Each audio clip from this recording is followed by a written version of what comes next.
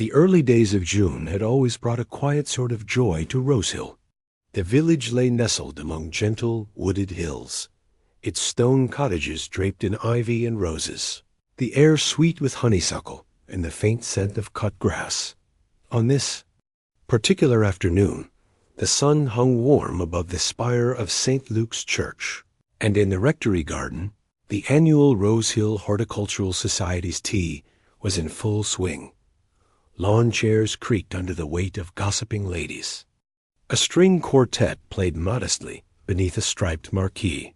Teapots clinked, and cucumber sandwiches were passed on silver trays by two awkward teenagers conscripted by their mothers.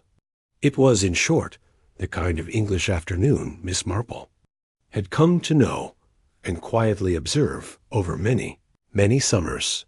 She sat a little apart from the crowd, under the lilac tree near the edge of the lawn. Her straw hat shaded her eyes as they moved over the familiar scene with quiet precision. Miss Marple, though well into her 80s, held herself with delicate composure.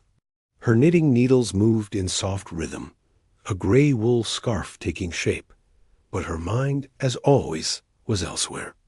"Now, I don't care what anyone says," murmured Mrs. Petheridge beside her. He was carrying something heavy. "I saw him. That new gardener, Matthew Blake, the one from London. And on such a hot day, too. You'd think he'd wait until morning to lug about sacks of compost, but no, there he was, huffing and puffing behind the vicarage greenhouse, like a man possessed." Miss Marple said nothing for a moment. She counted her stitches, adjusted her glasses, and finally looked up. "Behind the greenhouse, you say?" Mrs. Petheridge nodded eagerly. "Right out of sight. Thought no one was looking, I suppose." "Perhaps." "It was compost," Miss Marple replied mildly. "Perhaps," echoed Mrs. Petheridge, but her tone suggested otherwise. "Though I didn't see him come back out with it. Strange, don't you think?" Before Miss Marple could reply, a shriek from the marquee startled everyone. A plate of scones toppled to the ground. Heads turned as young Emma Trott, pale and trembling, stood frozen, pointing back toward the edge of the rectory garden. There's a body," she cried, her voice shrill and cracking. "Behind the greenhouse." Gasps rippled across the crowd. Chairs scraped back. Someone dropped the teacup. Even the string quartet faltered into silence. The vicar, Reverend Howell, rushed forward, a napkin still tucked beneath his collar. Miss Marple didn't move at first. She set her knitting in her lap and looked out over the murmuring crowd. A hush had fallen, like the air before a summer storm. "Now," she murmured softly, "that's quite something." They found the body, or rather, the remains, partially buried beneath an overgrowth of ivy behind the vicarage greenhouse, just where the compost bins used to sit before being moved in April. A gardener's spade protruded from the turned soil. Constable Pym, red-faced and puffing, cordoned off the area with a length of rope borrowed from the bunting dot. It was Matthew Blake, the new gardener, who had made the grim discovery, or so he claimed. He stood apart, his shirt clinging to him with sweat, arms folded, eyes flickering nervously between the greenhouse and the vicar. Miss Marple remained seated through it all. She watched the villagers cluster into whispering huddles. She noted the way Mrs. Latimer, the butcher's widow, reached instinctively for her husband's old walking stick, though he'd been dead 10 years. She saw the way the vicar's wife, Helen Hall, turned pale and clutched her pearls. And she saw, most curiously, the way young George Temple, that usually unreadable boy from the post office, quietly slipped away through the hedge. Death, real death, always changes the air. It is as though something invisible breaks, and all the niceties of tea and roses and gossip lose their sweetness. By evening, the police had sealed off the garden, and Inspector Finch from the county was called in. It was clear the body had been there for quite some time, months, perhaps. There was talk of a missing man, Someone no one had really noticed had disappeared, which, in a village like Rosehill, was strange in itself. Back at her cottage on Church Lane, Miss Marple sat by the window, the last light of the day, brushing the tops of the rose bushes outside. She poured herself a modest glass of sherry, unfolded her knitting, and let her mind drift back over the day. A murder in Rosehill. Unthinkable, but also inevitable, in a way. Every village had its secrets, and bodies, she had long observed, rarely stayed buried forever. Outside, the wind picked up faintly, and from far off, the church bell chimed 7. Solemn, slow, and echoing. Miss Marple took a sip of her sherry, and thought quietly, I wonder whose secrets have begun to stir. By the next morning, the stillness of Rosehill had been thoroughly shattered. The bakery opened late, Mrs. Gibbons having spent half the night on the telephone with her cousin in Elmsworth, retelling every breathless detail of the discovery behind the greenhouse. The vicarage, once a place of quiet charity and polite morning prayers, was now crawling with uniformed men, their boots crunching over gravel paths as they took statements and inspected flower beds with unnerving seriousness. And perhaps most telling of all, by 8:30, not a single cup of tea had been drunk without someone whispering, they say it was murder. Miss Marple, as was her habit, rose at 6, took her tea with a slice of dry toast, and read through the Times as if nothing had happened. Her lace curtains remained drawn halfway. Her tabby, Samson, dozed in the sun. Yet her ears were very much attuned to the outside world. A pair of voices floated through the garden hedge. 2 women standing outside the greengrocer's, exchanging theories under the pretense of discussing courgettes. Buried like that, you ask me. It's deliberate. Not some accident. You don't go falling into your own compost heap, do you? Not unless someone helps you in, love. Exactly. And the body, they say it was mostly bones. Bones and a silver watch. That's how they're identifying him. Miss Marple closed her newspaper and blinked once. Slowly. A silver watch. Now that was interesting. By 10 o'clock, the story had fully bloomed. The church notice board was no longer announcing hymn numbers, but instead surrounded by villagers. Mr. Barnes from the post office, old Mrs. Langtry and her niece from Rosehill Cottage Hospital, young Lily Pierce from the grocer's, and several others, all murmuring their theories like bees around a honeypot. Mark my words, declared Mrs. Langtry, thumping her cane for emphasis. It was Martin Redfern. Heads turned. Mr. Barnes frowned. Redfern? The solicitor's boy? The solicitor's nephew, Mrs. Langtry corrected sharply. He vanished last winter, didn't he? Went up to Manchester for work. Never came back. Everyone said it. Was odd, the way he left his bicycle chained behind the pub. People talked, you know. Yes, muttered Lily. But people always talk. Doesn't mean it was murder. Don't be so naive, dear. Miss Marple passed by at just that moment, her wicker basket hooked neatly over her arm. She nodded politely to the crowd, but didn't stop. Still, she'd heard enough. Martin Redfern. A name she hadn't thought of in months. He'd been a quiet young man, soft-voiced, bookish. Miss Marple had once caught him rearranging books in the village library, alphabetically and by spine color, which struck her as deeply suspicious. Not criminal, of course, but indicative of a mind that disliked disorder. He had also, she now recalled, had a very nice silver pocket watch, worn on a chain. A family piece, he'd said once, from my grandfather in Gloucestershire. That afternoon, Inspector Finch held a closed-door meeting at the vicarage. A makeshift incident room had been set up in the vicar's study, much to Helen Hale's visible distress. The poor woman had nearly fainted when an officer placed a damp evidence box on top of her mother's lace doily. The inspector was a blunt, red-haired man with a sharp eye and little time for niceties.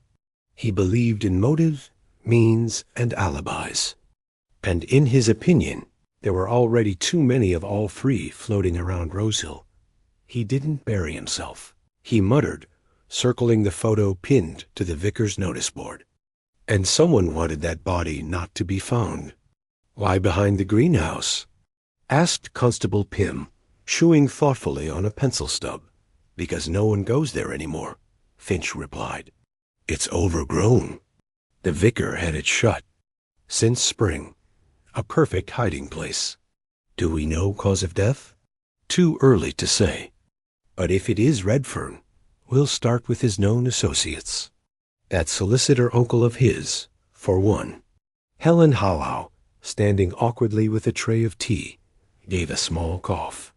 "Excuse me, Inspector, but might I suggest speaking with Miss Marple?" Finch gave her a dry look. The old lady with the knitting needles? "She sees things," Helen said simply. Finch grunted. "So do I doesn't mean I solve murders with them." But Helen said no more. She simply turned and left the room. Miss Marple, for her part, had spent the afternoon walking, not aimlessly, never that, but quietly, attentively, down Church Lane, where the Redfern boy used to take his bicycle, past the Crown and Hare, where he'd last been seen, playing darts with George Temple and Lucy Broadmoor, the vet's daughter, past the allotments, where Mr. Blake, the London gardener, was now noticeably absent. She spoke to no one, but she noticed everything. The way Lily Pierce's fingers trembled as she counted change in the shop, the way George Temple kept looking over his shoulder, eyes darting, the way Lucy Broadmoor, that loud, brash girl, usually full of talk, had been uncharacteristically silent all day.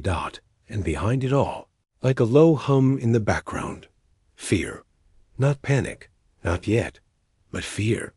The sort that prickled at the edges of conversations and made otherwise decent people glance suspiciously at their neighbors.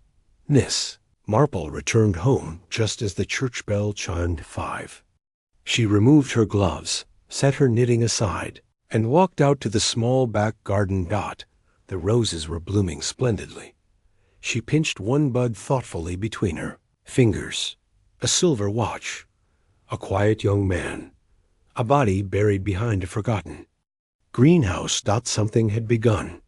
Something dark beneath the sunshine. And Miss Marple, calmly and quietly, had already begun to unravel it. By Thursday morning, the hum of village gossip had transformed into something more deliberate, more focused, and it had a name. Matthew Blake, the new gardener, the outsider, the man from London, a phrase which, in Rosehill, covered any distance farther than 20 miles, and always carried a note of suspicion. At the Rosehill post office, Mr. Barnes had already composed the narrative. He was there, wasn't he, behind the greenhouse?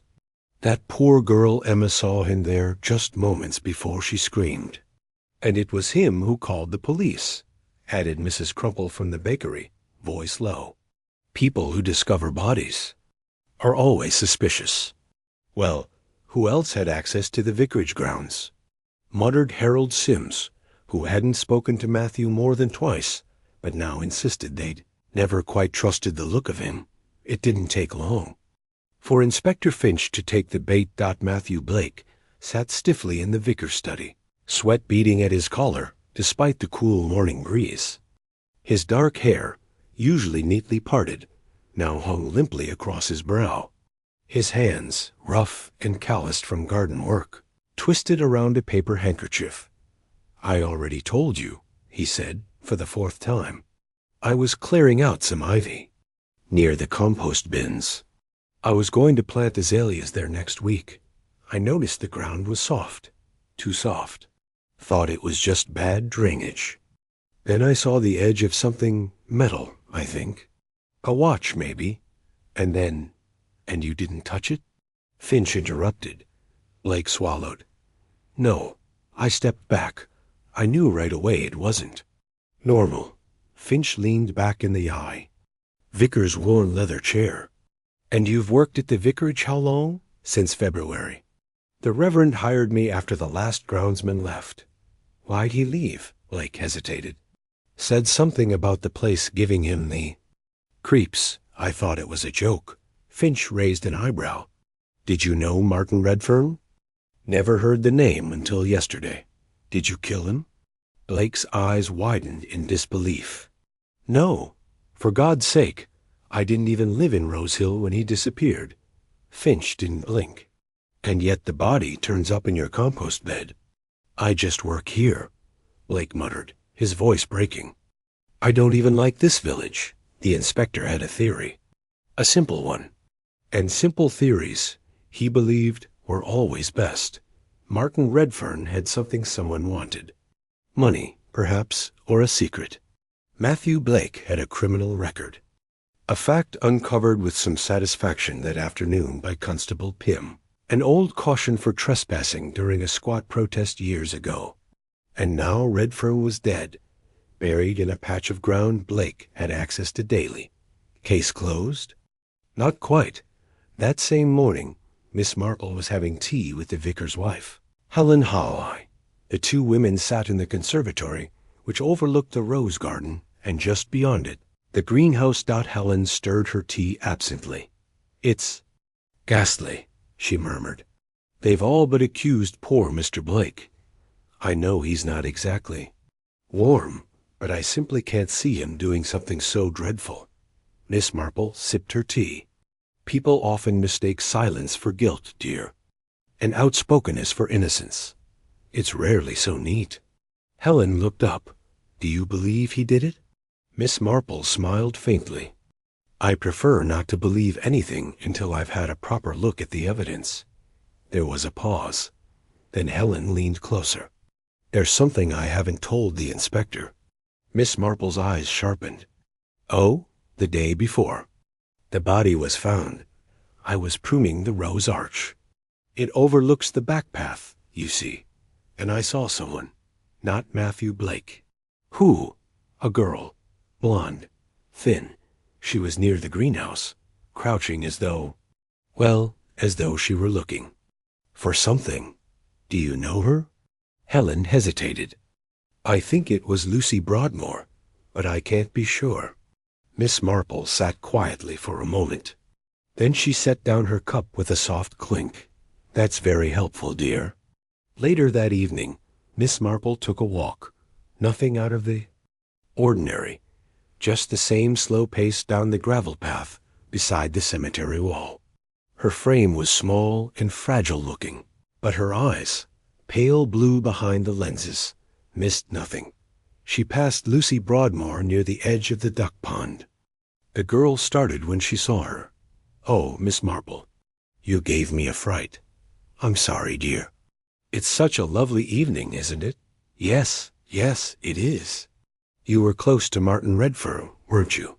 The question was so softly, delivered so casual, that Lucy blinked in surprise. We knew each other. He was kind to me. Miss Marple gave a gentle smile. Kindness is a rare thing, and sometimes dangerous to those who offer it. Lucy's throat moved as she swallowed. He didn't deserve what happened. No, Miss Marple said quietly. But neither does the wrong man deserve to take the blame for it. And with that, she continued her walk, leaving Lucy Broadmoor, trembling by the water's edge. That night, the vicarage garden was empty. The bunting from the garden tee still fluttered in forgotten corners. And behind the greenhouse, the earth had been turned over once again by police hands, but now roped off and still in her cottage. Miss Marple wound her clock, fed Samson, and laid out her knitting once more. Something was wrong. The rhythm of this murder didn't feel right. It wasn't just about violence. It was about silence. About someone being deliberately forgotten. Hidden. She picked up her needles. They've got the wrong man, she whispered to herself, and in the soft ticking of her grandfather clock, she began to form a plan. On Friday morning, the rain returned to Rose Hill. A soft, persistent drizzle, that blurred the hills and turned the cobblestone streets dark and slick. Villagers walked with umbrellas, collars turned up, and voices hushed. The atmosphere, which had grown charged with accusation, now shifted to something quieter and heavier. In the Rosehill Library, the tall windows were streaked with water. Dust hung in the air like history, refusing to settle. The librarian, Mrs. Clegg, had barely looked up from her desk in over 30 years, and wasn't about to start now. Miss Marple stepped through the wooden doors just after 10, nodded politely to Mrs. Clegg, and walked straight to the local records section.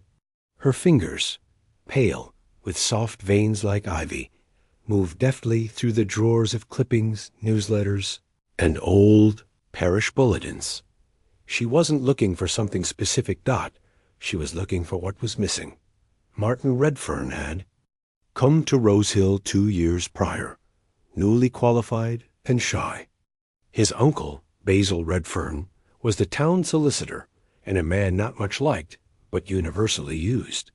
Martin had helped out with simple legal work, wills, land deeds, tenancy disputes, and was known for being polite, prompt, and unremarkable. Unremarkable men, Miss Marple knew, were often noticed least when they disappeared. There were a few pieces about him. A small photograph in a church fundraiser leaflet, a mention of his participation in the village chess club. But then, sometime last winter, nothing. Not even a mention of his leaving, and that, to Miss Marple, was very telling indeed. Back outside, the rain had lightened to a mist. Miss Marple made her way to the solicitor's office, an old Georgian building squeezed between the grocer's and the stationer's. She rang the bell and was met by Basil Redfern himself. He was in his late 50s, with a clipped mustache, and a voice like gravel stirred in brandy. "Miss Marple," he said with a forced smile. "A surprise.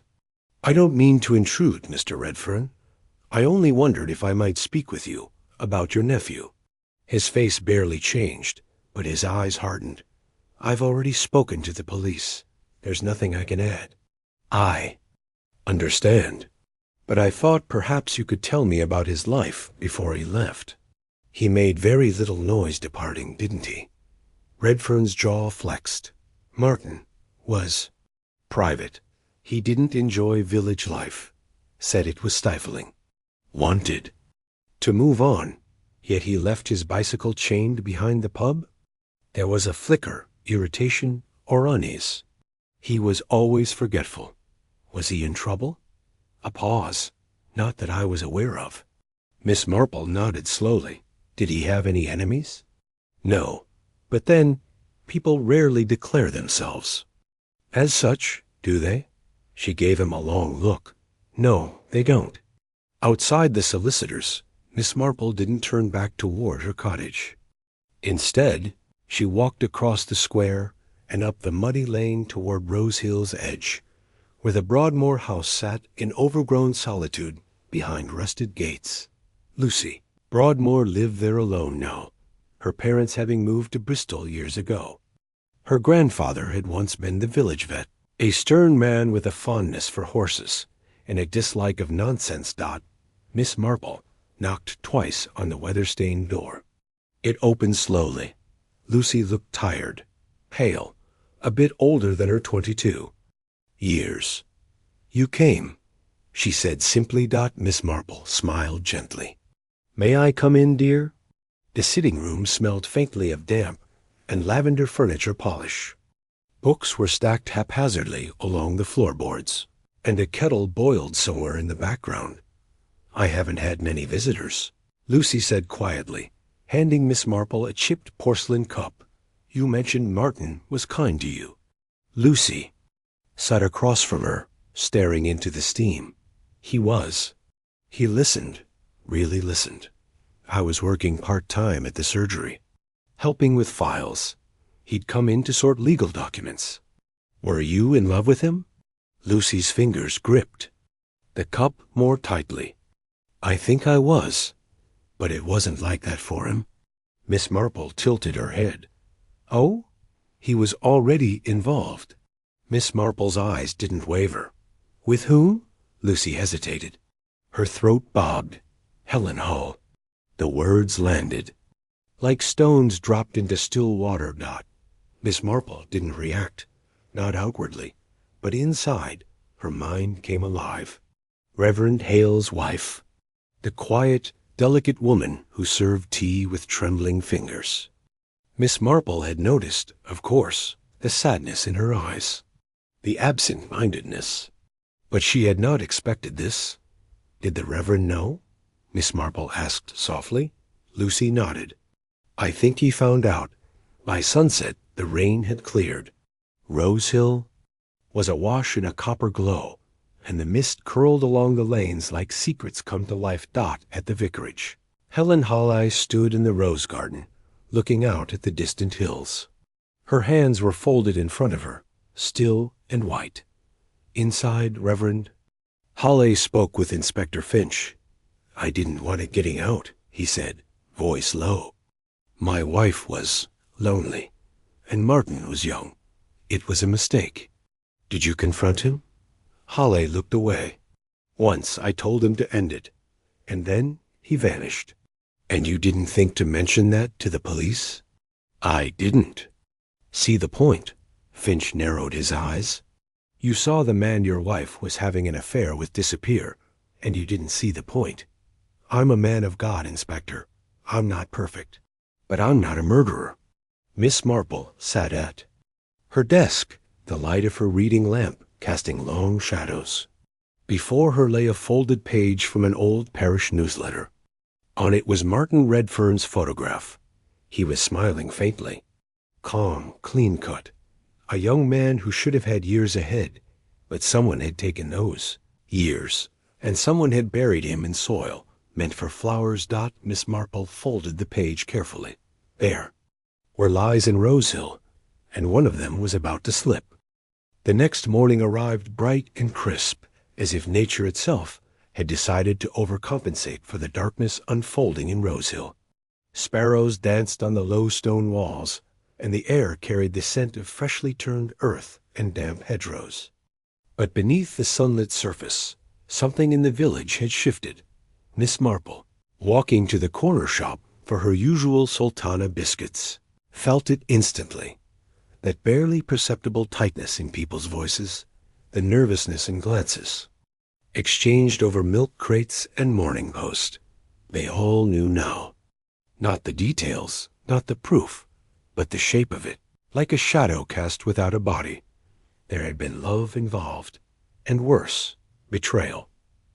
Over tea that morning, Mrs. Petheridge laid it out bluntly, as only she could. Well, I always thought. Helen Hull looked a bit fragile, the type to get swept up in foolish emotions. You know how some women get when a young man listens to them. I'm sure it wasn't that simple, Miss Marple said gently. Isn't it always? Sniffed Mrs. Petheridge. Men and women and secrets. Secrets. That was the word that hung like fog in the air. Because everyone in Rose Hill had them. Little ones. Harmless ones.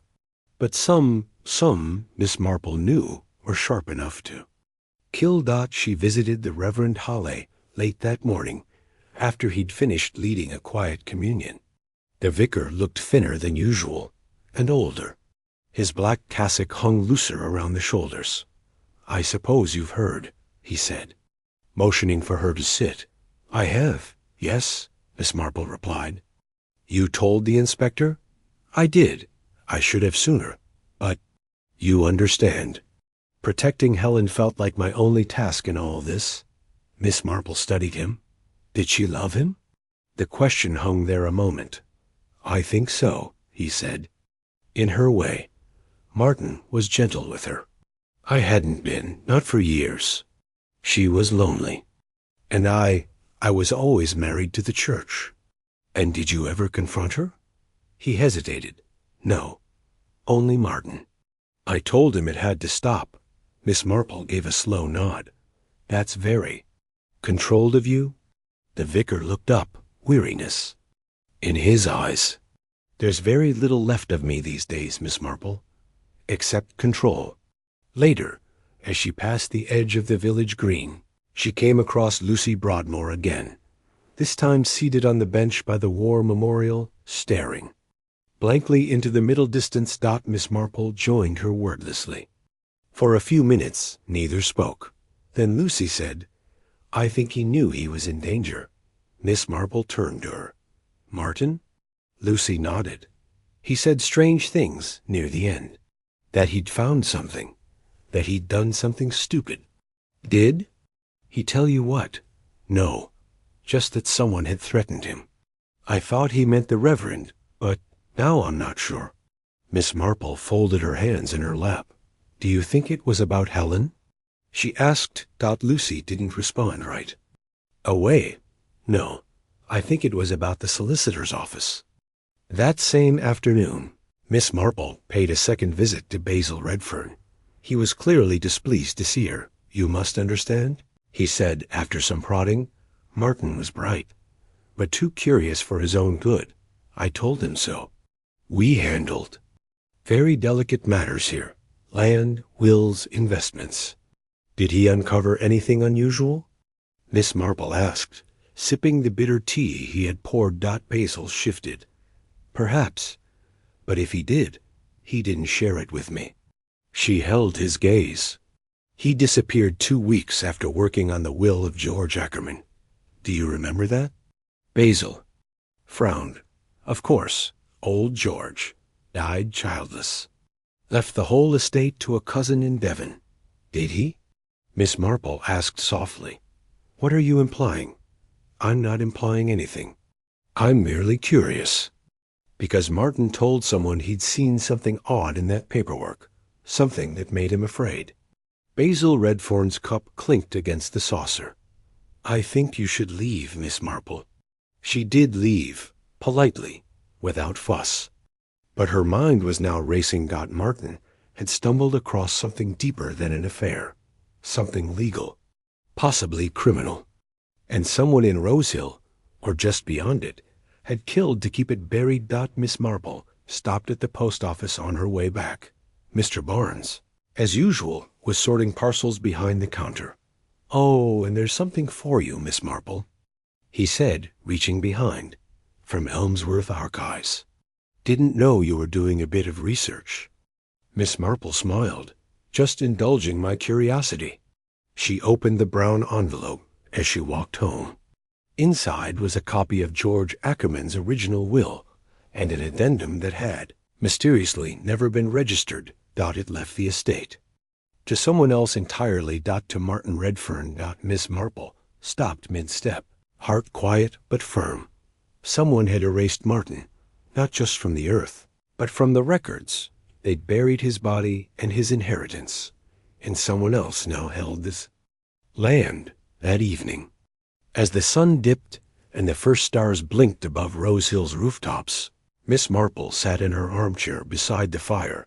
She had her knitting in her lap, but her hands were still. There had been 2 motives all along, love and money. One made Martin vulnerable, the other got him killed, and tomorrow Miss Marple would start testing both. The following morning, Rosehill woke to birdsong and church bells, as if the village itself were trying to shake off the unease that had settled like a fog since the discovery behind the greenhouse. But Miss Marple knew better. Peace in Rosehill was rarely real. It was a kind of costume, neatly buttoned up and worn politely. But underneath, always underneath, were tensions, grudges, ambitions, broken hearts, and old betrayals. And now, murder. At 8 o'clock, Miss Marple stood in her small, tidy kitchen, buttering a slice of toast while her kettle whistled.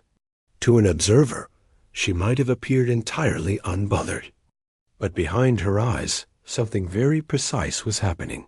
She was building a trap, not the kind with bait and string, but a psychological one.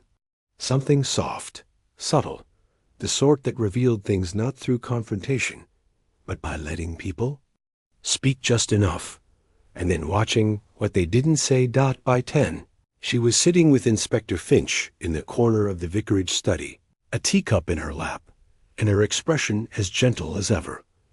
"I'm afraid I may be able to help," she said mildly, "but only if you promise not to dismiss it out of hand." Finch sighed.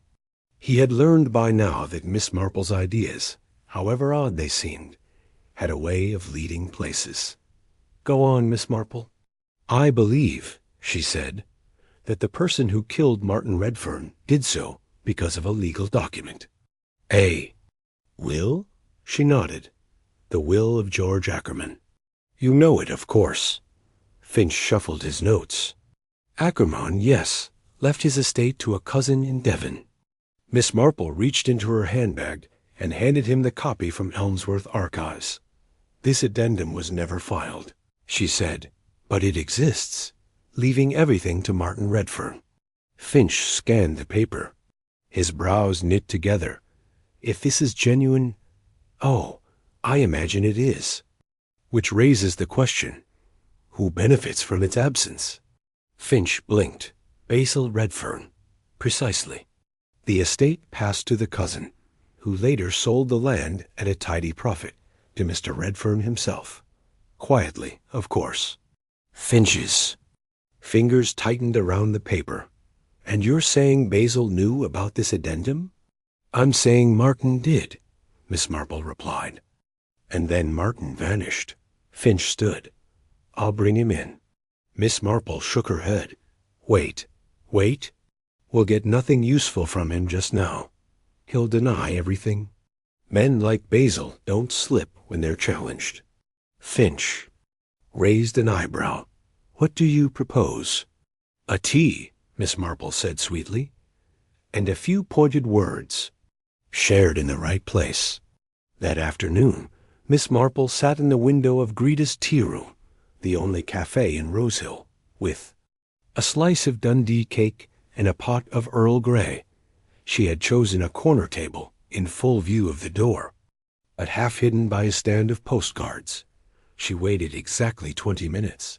Then, with perfect timing, she spoke just loud enough for the table beside her to hear. "Well, it is tragic," she said to the woman seated opposite her. "Dear Mrs. Ellison from the WI, who was in on the plan. To think Martin had everything left to him, and no one registered the will properly." Mrs. Ellison gasped, properly coached. "Are you sure, Jane?" "Oh, yes. I saw the document myself. Rather awkward, if you ask me. I wonder if someone intentionally failed to file it. Wouldn't that be criminal?"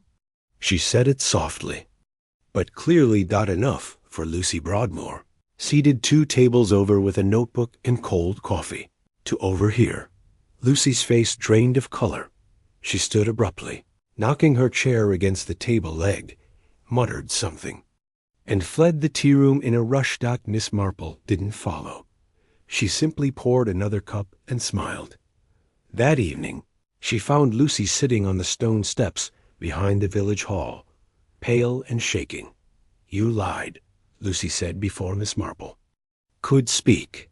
That thing with the will. You said you were trying to help." "I am," Miss Marple replied calmly. "But I had to know who was scared of it." Lucy looked down at her hands. Her fingers were clenched so tightly they'd gone white. "I didn't mean for it to happen," she whispered. Miss Marple sat beside her, hands folded neatly. "Then perhaps it's time you told me what did." What Lucy said next came in fragments, whispered, raw and trembling. She had been in love with Martin. Not a schoolgirl crush, but a full, consuming hope. He'd been kind to her, patient. But he hadn't loved her back. "He cared for me," she said, "but he was never mine." Then he told her about the will. He'd found it by accident, buried in a stack of old files. When he asked Basil why it wasn't filed, he got a cold warning. Forget it exists. But Martin couldn't. He talked about going to the authorities. He wanted to do the right thing. And that, Lucy said, was when things changed. He started getting threats. Notes through the letterbox. His bicycle tire was slashed. He became scared. He said Basil was dangerous. That if anything happened to Him, people should ask questions. Did you see him the day he disappeared? Miss Marple asked. Lucy nodded. I followed him. I don't know. I thought if he saw I cared, really cared, he'd change his mind. About everything. She took a shaky breath. He went to the greenhouse. To get something from the vicar's shed. A file, I think. Basil was already there. Her voice broke. I didn't mean to watch. But I did. Miss Marple waited. Gently. There was shouting. I couldn't hear it all. Just Martin saying, You forged it. You can't just erase me. Then Basil hit him. Lucy buried her face in her hands. It was fast. He had a spade. There was blood. Silence. He didn't see me. I ran. Miss Marple returned home in silence. She fed Samson. Lit the fire. Set down her knitting, untouched dot. The truth was all but out now. The last piece was evidence. And a confession. But Miss Marple, who knew human nature better than any forensic lab, had already seen the panic in Basil's eyes. It was only a matter of time before the edges frayed, and she would be waiting. Basil Redfern hadn't slept. That much was obvious from the way he fumbled with his keys outside the solicitor's office Monday morning, his eyes bloodshot, his shirt collar askew. Gone was the crisp, smug efficiency. In its place, the tired tension of a man trying desperately to hold something together. Inside the office, he barked orders at his secretary, refused all clients for the day, and locked his study door behind him. But the village, as Miss Marple well knew, is not so easily shut out. Whispers were blooming like ivy across Rosehill. Whispers about a lost will. About land bought on the quiet. About Martin Redfern being owed much more than anyone had ever said aloud. Basil had lived too long in a world where paper could be destroyed, signatures forged, and questions silenced. But gossip? That was harder to burn. Miss Marple spent the morning in the garden, pruning roses with a calmness that belied the storm she'd helped set in motion. She'd done enough. Now it was simply a matter of letting pressure do what it always did. Reveal weakness. By midday, the village square was abuzz. Constable Pym was seen entering the solicitor's office. 20 minutes later, he emerged red-faced and tight-lipped. At the Crown and Hare, it was said he had been thrown out like a salesman at vespers. At Greta's tea room, Mrs. Ellison and Mrs. Petheridge were already discussing what kind of sentence Basil might get, if it was proven, of course. And at the post office, Mr. Barnes stated, quite confidently and quite incorrectly, that the greenhouse itself was cursed, and had been ever since the war. But Basil didn't just feel the pressure. He heard it. It followed him home that evening, echoing in footsteps behind him. It crept under his skin when he read the newspaper and realized the local column had left his name out of the legal notices. It hissed from the corners of the pub. When two tradesmen fell silent as he entered, he no longer controlled the narrative. And worse, he didn't know who did. That night, Miss Marple was at home, rereading Bleak House with a small lamp burning beside her. Outside, the wind stirred. The hedges. Rain threatened again on the horizon. A knock at the door broke the silence. She opened it to find Basil Redfern standing there, drenched, pale, and furious. You've been talking, he hissed. To the police, to the villagers. Stirring up. Ghosts. Miss Marple regarded him calmly. I've shared only what others already suspected. You're going to ruin me. No, she said gently. You did that yourself. He stepped into the parlor uninvited, dripping on the mat. You think you've won, don't you? With your whispers and your knitting and your damned smile. I don't play to win, she said. I only try to make sure truth has a voice. He stared at her, breathing hard. Then a twitch. In the eye. Barely perceptible. And then he laughed. It was a bitter sound. Short, joyless. Truth? He said, truth doesn't matter in this village. You know what matters? Perception, appearances. And I had those in order. Until Martin. Miss Marple said nothing. She merely waited. He was a child, Basil muttered. Idealistic, soft. He didn't understand what real responsibility looked like. You can't just undo a property transaction with a scrap of paper. You can't hand land worth £30,000 to a boy who thought morals lived in law books. So you silenced him? He looked at her. For a moment, just a moment, he seemed utterly broken. I told him to let it go. I begged him. He said no, said he'd report me. And so you met him at the greenhouse. A pause, yes. He lowered himself slowly into the armchair opposite her, hands trembling now. I didn't plan it. We argued. He accused me. Sighed I was a thief. And I snapped. There was a spade. He shoved me. I think I struck him harder than I meant to. Silenced. Miss Marple didn't move. He looked up. It was an accident, perhaps. But burying him was not. Basil's face twisted. I couldn't go to prison. Not for a mistake. But you'll go now, Miss Marple said gently. Because it wasn't just a mistake, was it? You profited from his death. You took his inheritance. His life. You built a lie over it and expected it to hold. He didn't answer. From the hallway, there came the creak of a floorboard. Inspector Finch stepped in, cap in hand, eyes cool. I heard enough, he said. Basil didn't protest. He just closed his eyes. Miss Marple watched as he was led away. A tall man now hunched like a question mark. Later that night, Miss Marple sat again by the fire. The rain had arrived, soft and steady, pattering gently against the windows. Samson purred by her feet. The case was, in the eyes of the law, closed. But Miss Marple knew better. The crime was solved, yes, but the scars it had left would linger. In the vicarage, where Helen Howell still wandered the garden in silence. In Lucy Broadmoor, who would always carry the weight of having watched. And in the village itself, which had learned once again that beneath roses, even in the prettiest gardens, darkness could grow. She picked up her knitting, and the quiet returned to Rosehill.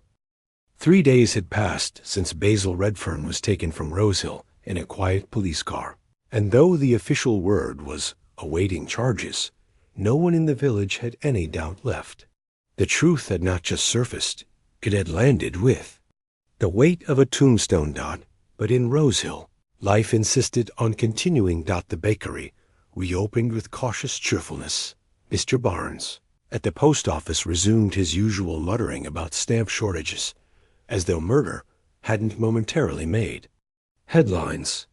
Even the vicar returned to the pulpit, delivering a sermon on truth and the healing of wounds, his voice trembling only slightly on the final words. Yet under it all, something had changed. The village was quieter now, as if walking through the long shadow of something it didn't quite know how to name. Miss Marple sat in her garden that morning, her hat shading her face as she trimmed back a lavender bush that had grown unruly during the week's drama. She had been visited by many in the past 48 hours, some to thank her, others to ask more questions. And a few, like Lucy Broadmoor, simply sat in her parlor in silence, sipping tea and staring into the steam. I keep thinking I should have stopped it, Lucy had whispered. If I'd shouted or intervened. Miss Marple had only placed a gentle hand on hers. There are many kinds of bravery, my dear. You gave truth its voice. That matters. Still, Miss Marple understood what Lucy was really asking. Had justice come too late? And that was always the hardest part. At the vicarage, Helen Hall took up her post beside the rose arch once again. Her movements were slow, deliberate, as if reminding herself how to exist in a world where the past had finally caught up. The Reverend watched her from the study window. guilt heavy in his eyes. He had not committed the crime, but he had buried the signs. Averted his gaze when his wife's pain became inconvenient. Allowed silence to grow into complicity. In Rosehill, there were many sorts of sins, and not all of them were punishable by law. That afternoon, Miss Marple visited the cemetery, not with any ceremony, just a walk. The trees there were old and knotted, their roots curling through the earth like secrets that refused to die. There was no headstone for Martin Redfern yet, only a small wooden cross, placed quietly by the gravedigger after the body was finally and properly laid to rest. Miss Marple knelt beside it and placed a single white rose at its base. So much trouble for wanting to do the right thing, she murmured. She stayed there a long time, thinking, remembering, wondering if the world would ever stop punishing the honest. Back in her cottage that evening, she returned to her knitting. It had grown, finally, into something shapely, a scarf, perhaps, or the beginnings of a shawl.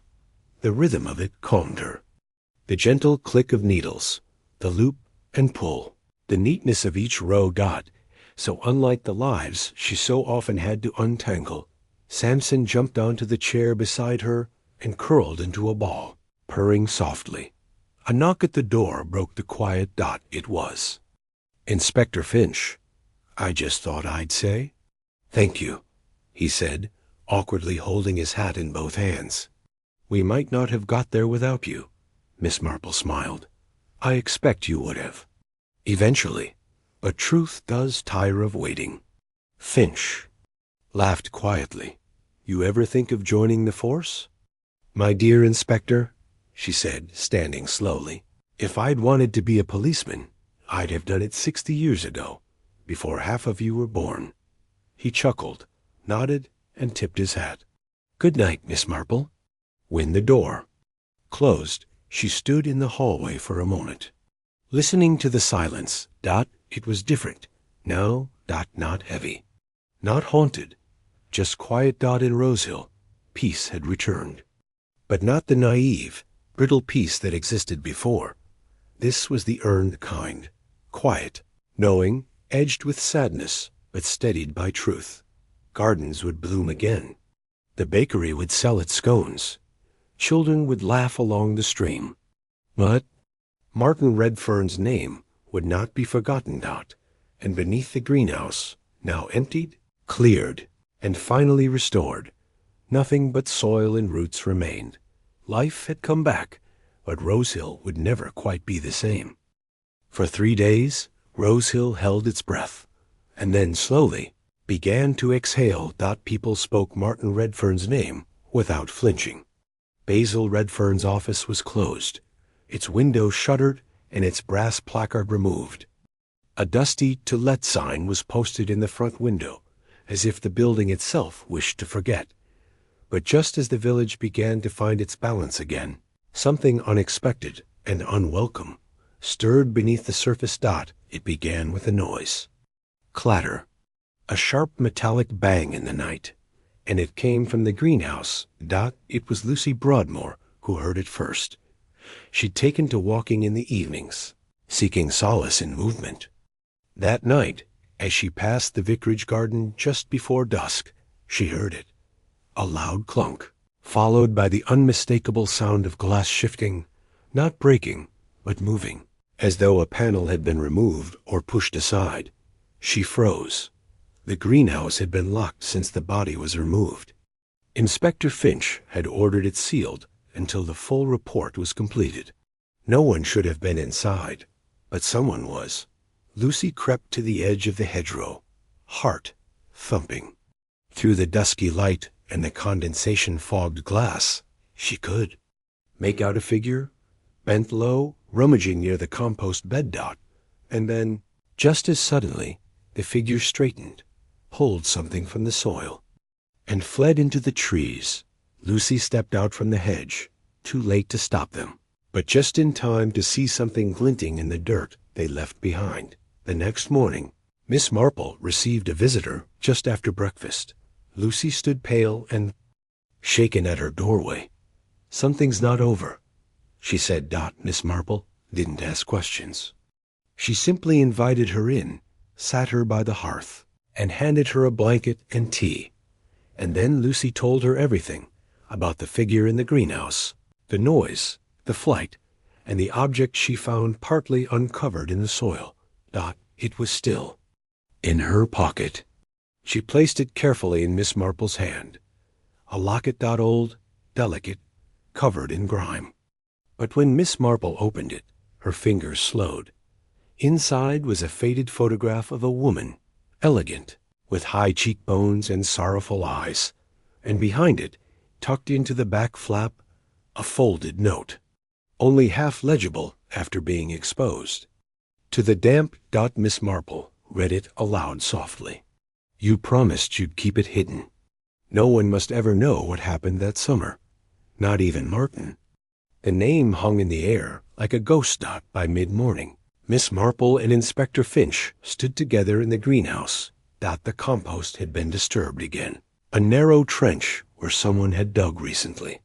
Finch knelt down with a gloved hand and began clearing the soil more carefully. Then he paused. Something else had been buried. It was a small tin box, rusted at the corners, wrapped in oilcloth. Inside were photographs. 4, to be exact. One showed a man, mid-30s, unfamiliar, posing beside the very greenhouse in which they stood. The next showed the same man, but this time bruised. His lips split, slumped in what looked like a drawing room. The third showed a group of people at a summer fete, familiar faces. Helen, Hala, Basil Redfern, the Reverend, all 10 years younger, all smiling. The last was of the greenhouse door itself, chained from the inside. Finch looked up sharply. These were hidden for a reason. Miss Marple didn't blink. And not by Martin. In the quiet of the vicarage that afternoon, Helen Hawley sat in the music room, playing a single, repeating line on the piano. She didn't look up when Miss Marple entered. Have you come to ask about the locket? She said. Miss Marple said nothing, but stepped forward and placed it gently on the side table. Helen stared at it. I thought it was gone forever, buried with the truth, Miss Marple replied. But the truth has a way of clawing its way back, doesn't it? Helen's fingers froze over the keys. You told me Martin loved you, Miss Marple said softly. But I wonder, was it truly you he was protecting? Helen turned slowly, her eyes rimmed with tears. No, she whispered. It was my sister. Miss Marple waited. She came to visit one summer, before I was married. Met a man in the village, Charles Denning. He was charming, too charming. He hurt her. And the photographs? Martin found them years later, after Charles died in a boating accident. But I think she trailed off. I think Charles didn't drown. I think Basil and the Reverend, they helped cover it up. For me, for my family's sake. And that, Miss Marple said gently, is why Martin had to be silenced. He knew too much, about 2 deaths. Helen bowed her head, shaking. I never asked them to do it. But you never stopped them. Silence stretched long and cold. Between them, that evening, Inspector Finch returned to the vicarage. This time, not to ask questions, but to reopen an old file. The accidental death of Charles Denning, dated 8 years earlier, was suddenly looking less accidental. And now, more than one person had blood on their hands. Miss Marple returned home under a sky mottled with storm clouds. The wind had picked up, branches swayed. Something heavy was in the air again. She stood by her window, watching Rose Hill go still once more. The past was deeper than anyone had thought, and the greenhouse was not the only thing built on buried bones. The next morning, Rose Hill woke to thunderclouds and wind that moved like a warning. It wasn't raining yet, but it would. The sky was a low, dark gray, sagging with unspoken truths.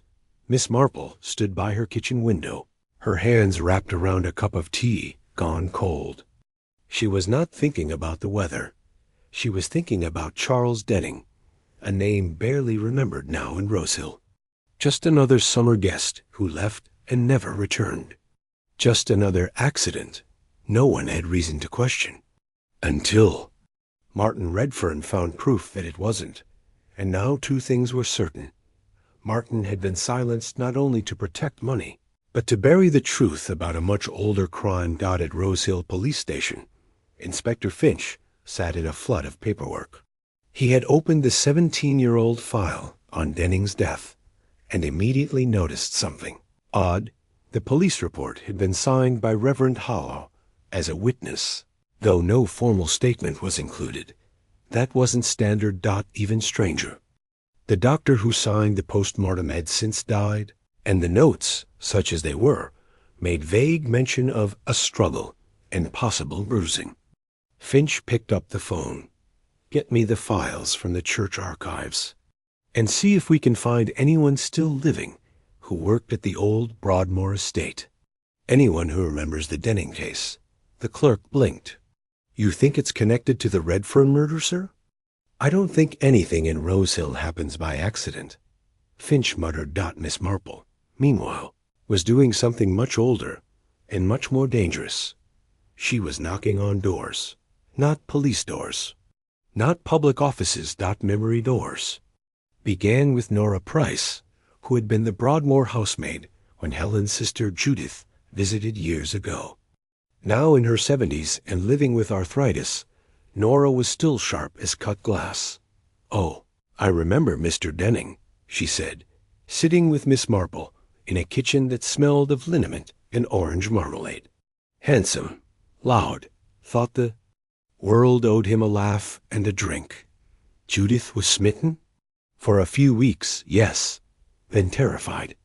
Came home from a walk one afternoon in tears, bruises down her arms. "Did she tell anyone?" Nora hesitated. "Told me. I told Mrs. Broadmoor. That night, Reverend Hall came calling. Next morning, Denning left town. That was the story." Miss Marple gave a small nod. "And then?" "Week later, they said. He drowned near Fenton Cove. Never found his coat. Just the body, face down in the reeds. No inquest? They said the river claimed him. But Miss Marple knew rivers didn't strangle men. People did. She made her way next to the church, where the Reverend Halley was kneeling by the altar, lighting candles. He looked older than he had even a week before, not just tired, but diminished. "I suppose you've come to ask about Charles Denning," he said, not looking up. Miss Marple sat in the front pew. "I believe Martin discovered something. Something he planned to report, but he didn't get the chance, did he?" The Reverend sighed. "Martin found the photographs. He confronted me, said it was wrong to keep quiet. Why didn't you go to the police then?" He straightened slowly. "Because I didn't kill Denning. But you know who did." He turned to face her fully now, candlelight dancing in his worn eyes. "I helped cover it up, yes. Basil came to me that night, said Denning had fallen. During a scuffle, hit his head. We were young. Afraid of scandal. Of Judith's name being dragged through the courts. Of the papers. So we carried the body to the water, let it float. Made it look like a drowning. And the bruises? He closed his eyes. I don't know. Perhaps it wasn't an accident. But I believed it then. I had to." Miss Marple's voice was soft. "And you still let Martin take the fall? I never thought Basil would. I thought he'd just scare him. Warn him. I never imagined." His voice broke. "I'm not proud, Miss Marple. But I've lived. In that greenhouse every day since. Every sermon, every prayer. By afternoon, the storm finally broke. Rain fell in sheets. The wind lashed the trees, and in the greenhouse, now open for evidence collection, Inspector Finch pulled another envelope from beneath a loose floorboard. Inside, a full written statement from Martin Redfern. It had been sealed in wax. Dated 3 days before his death. Began. If you're reading this, I didn't disappear. I was silenced. He had written everything about the forged will, the Ackerman land, but also about the old photographs, the missing man, and the fear he saw in Helen Hale's eyes when he showed her the locket. That evening, Miss Marple stood by her hearth again. Sampson watched the rain from the windowsill. The fire crackled low. It would be arrests, perhaps confessions, certainly questions from the press. But Miss Marple already knew the shape of the truth. Basil had killed Martin to protect his fortune, but it was the secret death of Charles Denning, the quiet lie built into the soil of Rosehill, that had made Martin dangerous. The two crimes were decades apart, but like tangled roots, they had grown together. And now both had come to light. The storm passed overnight, leaving Rosehill drenched and gleaming beneath a brittle, golden morning. The air was heavy with the scent of wet earth and washed-out secrets, the kind of day that feels deceptively clean after something dark has been uprooted. But not everyone was at peace. Because now the village was preparing for the return of a name long absent from its quiet lanes.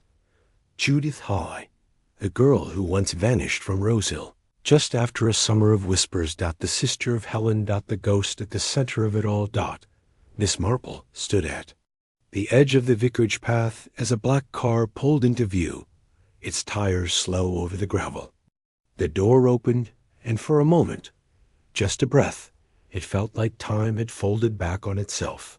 Judith stepped out, older now, her hair streaked with gray, but her face still carrying that haunted beauty captured in the photograph hidden inside the locket. She looked around like someone returning to a dream she'd chosen to forget. Helen stepped out from the doorway, tentative. Judith approached, stopped just short, and they stared at one another as if separated by something invisible, something made of years and guilt. Miss Marple didn't intrude, but she saw the flicker of regret in Judith's eyes, the tremble of apology in Helen's, and something else, something unspoken that Judith had carried far too long. Later that afternoon, Miss Marple received an invitation, handwritten, delicate. Please join me in the vicarage garden. There are some things I need to say aloud. Judith Hawley. She arrived at 4. The garden still held the scent of rose and damp stone. Judith sat at the small iron table beside the greenhouse, the very place where so many truths had finally surfaced. Miss Marple poured them both tea from the pot Judith had prepared. Judith took a long breath. I thought I would never come back here, she said. Never speak his name again. Charles Denning? Miss Marple asked gently. Judith nodded. I was 19. He was ...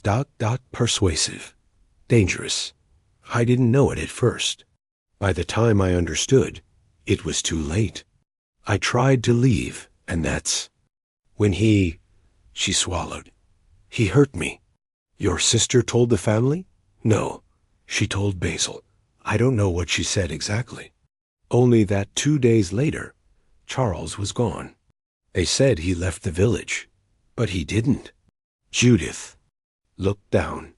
No, I came downstairs one night. Helen was crying. Basil was pacing. The Reverend just sat there, staring into the fire. I knew. And they never spoke of it again. No, I was sent away to stay with an aunt, and I let it fade. She paused, but I've thought about it every day since. Miss Marple studied her quietly. Judith's hands were clenched around her teacup. She was shaking. I never asked them to do anything, Judith said, but I never stopped them either. And when I heard about Martin, what happened to him, it felt like I'd killed someone all over again. Miss Marple set her cup down. You didn't kill Martin. No, Judith said. But someone did, to protect me. Again. They sat in silence, save for the gentle hum of bees near the hedgerow. Then Judith turned to her. "I'm going to the police," she said, "to tell them everything I know. I don't care about shame anymore. If it helps make sense of what happened. To Martin, it's worth it." Miss Marple placed a hand gently over hers. "That would be the bravest thing you've ever done, my dear." That evening, news traveled quietly. The second file had been reopened. Not Martin's, but Charles Denning's. Judith Halley gave her statement under caution. Basil Redfern's murder charge was expanded to include obstruction of justice in a historic crime. And though the Reverend Halley was not charged, he was officially retired from his post on health grounds. Rosehill's version of justice was quiet, muted, but it had arrived. Back in her cottage, Miss Marple sat once again with her knitting, Samson curled in a warm heap nearby. Outside, the wind had stilled Dot inside. The fire crackled low Dot in the space of 10 days. One murder had uncovered another. A fresh grave had revealed an old one. And Miss Marple, with her quiet threads of insight, had stitched together the truth where no one else could. She looked down at the finished scarf in her lap.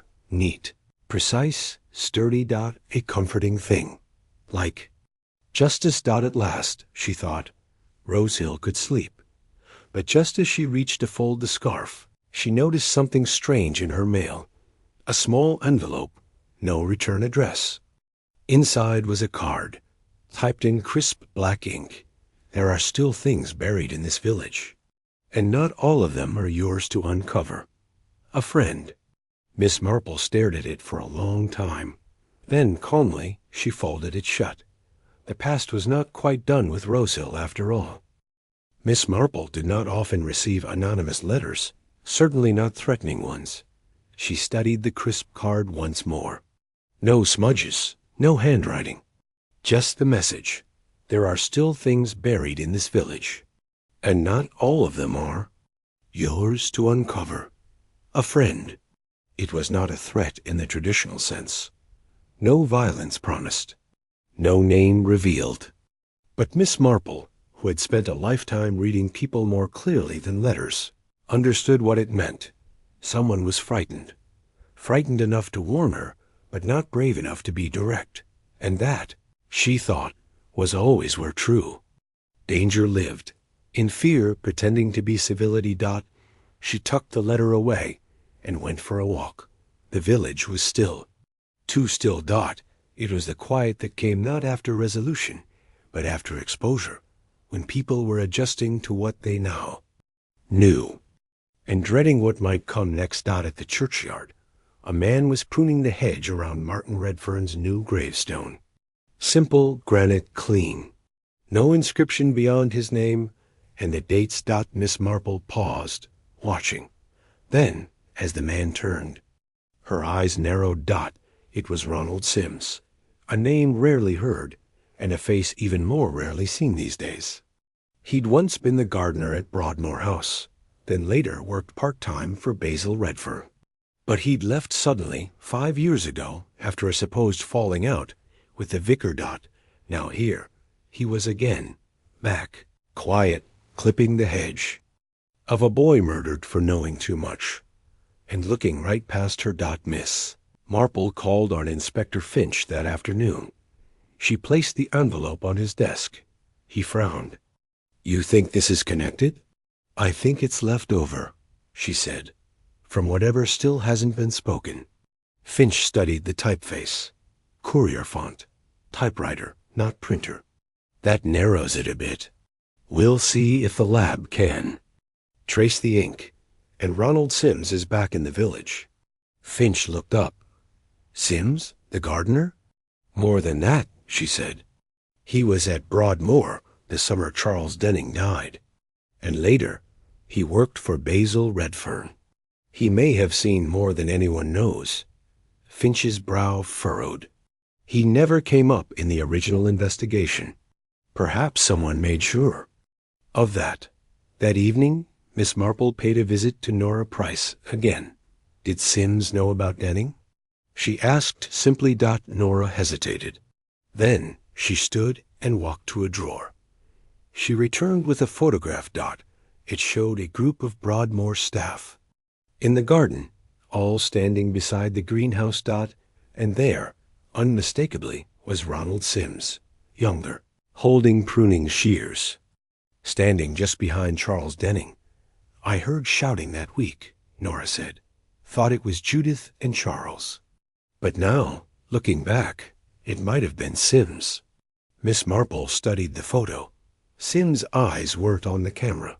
They were locked on Denning. Not with friendliness, with something much darker. That night, back in her cottage, Miss Marple laid out her notes. Not papers, not even written ones. Just memories, conversations, glimpses, faces, gestures. She thought of Basil, Redfern, and Reverend Hawley covering up Denning's death. She thought of Judith's fear, and she thought of Martin Redfern, buried in silence not once, but twice. But what if Basil hadn't acted alone? What if someone else had known? Or helped? Someone who'd seen what happened that summer. Someone who returned now, not to mourn, but to stop more truth from surfacing. That night, a knock came at her door. She opened it to find Lucy Broadmoor, white-faced, trembling, holding a package. This was in our shed, she whispered, hidden behind the potting trays. Miss Marple took it. Inside, a torn photograph showing the greenhouse door, and the shadow of a man just visible in the glass pane. Not Denning. Not Basil. Not the Reverend. Someone else. Tall. Broad. Shouldered. Miss Marple felt a cold certainty settle in her chest. It was Ronald Sims, and he had been there. Not just during Denning's death, but at the scene of Martin's murder too. The circle was not yet closed. The killer had not worked alone. And now, Miss Marple knew the most dangerous man in Rosehill was still walking free. Ronald Sims had always been a shadow in Rosehill, a man who worked in silence, nodded without speaking, and left through back gates instead of front doors. To most villagers, he was invisible. To Miss Marple, he was essential, because in quiet places like Rosehill, it's not the loud ones you worry about. It's the ones who never speak. Miss Marple found him in the old greenhouse. Of course he was there. She entered without announcement, her footsteps soft on the stone floor slick with DMP. Sims stood with his back to her, pulling weeds from the earth like a man trying to erase footprints. I hear you've returned to gardening, she said gently. He didn't startle, didn't turn. I never stopped, he muttered. Just stopped. Doing it for people. That's a shame. You are always careful with roses. A pause, then he straightened, slowly. Still facing away. I know why you're here. Then let's not waste each other's time, Miss Marple replied. He finally turned, his weathered face unreadable, eyes sharp. You think I killed that boy? No, Miss Marple said. I think Basil Redfern did. Another pause. But I think you helped him bury the body. And I think you helped cover up what happened to Charles Denning, too. Silence again. And then a quiet laugh. Bitter. Basil didn't marry Martin. I did. Miss Marple didn't flinch. She sat down on an overturned crate. Calm, composed. Sims leaned against the bench, arms crossed, his voice hollow. Basil struck him, yes. In a rage, they argued, and Martin pushed him. Basil panicked. Called me. I was in the back shed. I'd heard the shouting, but didn't go in. I suppose I should have. Why didn't you? Sims looked at her. Because I knew what it was about. I knew what Martin had found. And you were afraid? No, I was tired. He moved slowly to the other side of the room. 30 years ago, I saw Charles Denning hurt that girl, Judith. I was working nearby, behind the trellis. Saw him grab her, shake her. I went to Basil, told him. And then Denning died. He slipped, Sims said quickly. Or that's what they claimed. I never saw it happen. But I saw them carry him. Basil and the Reverend. You didn't stop them? He gave her a long, unreadable look. I was a gardener. What power did I have over men in suits and collars? Miss Marple nodded slowly, but then years passed, and Martin began to dig. Sims exhaled heavily. He came to me first, said he'd found pictures, asked what I remembered. And I told him the truth, that Denning was a brute, that his death didn't make me sad. But I warned him, said Basil wouldn't take kindly to this being stirred up again. And then Martin went to Basil anyway. Sims's jaw clenched, and I followed, just in case. He walked toward the compost bin and pulled the lid open. A faint scent of old rot filled the air. That night, after it happened, Basil was shaking. Like a child, he begged me to help. Said if I kept my mouth shut, he'd make it worth my while. I said nothing, but I didn't help him drag the body. So you buried it alone? I thought. Sims paused. I thought? If I placed him gently, if I said a prayer, it would matter. Miss Marple's voice was soft. Did it?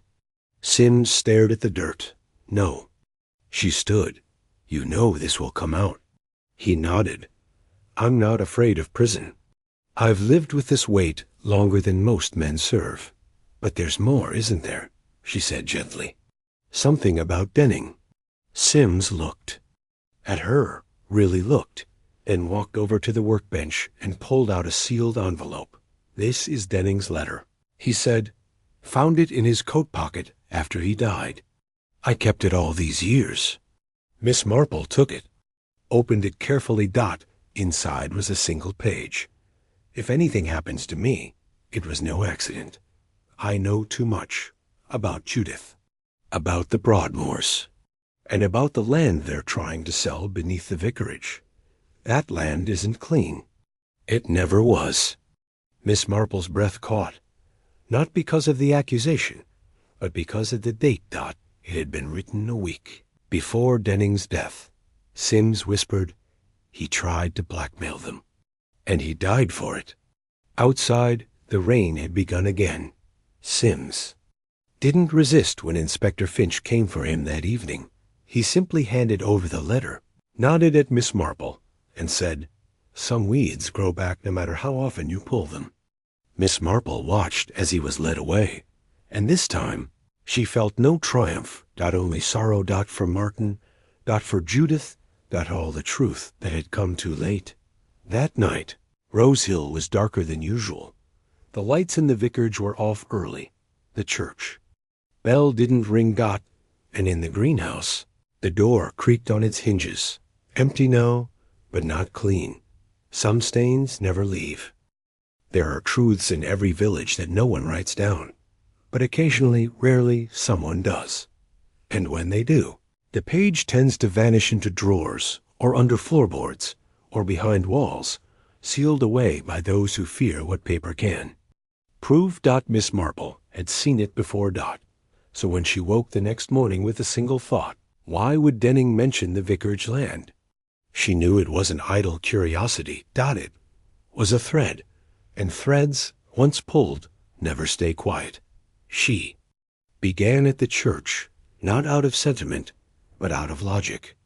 The church was the oldest structure in Rose Hill, and in English villages, land was often tangled up in it, bequeathed, disputed, protected. The soil beneath the vicarage might not have belonged to the Broadmoors after all. The Reverend had retired. His records, however, had not. She knocked gently on the vestry door.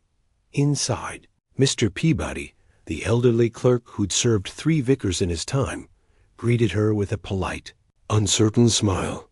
Miss Marple, he said, you've been busy lately. She smiled back. Only trying to help keep the village honest. He chuckled. Good luck with that. She didn't waste time. Do you happen to keep archives of land deeds and historical grants, particularly those connected to the vicarage garden and surrounding lots? Peabody blinked. Why? Yes, though I can't imagine what for.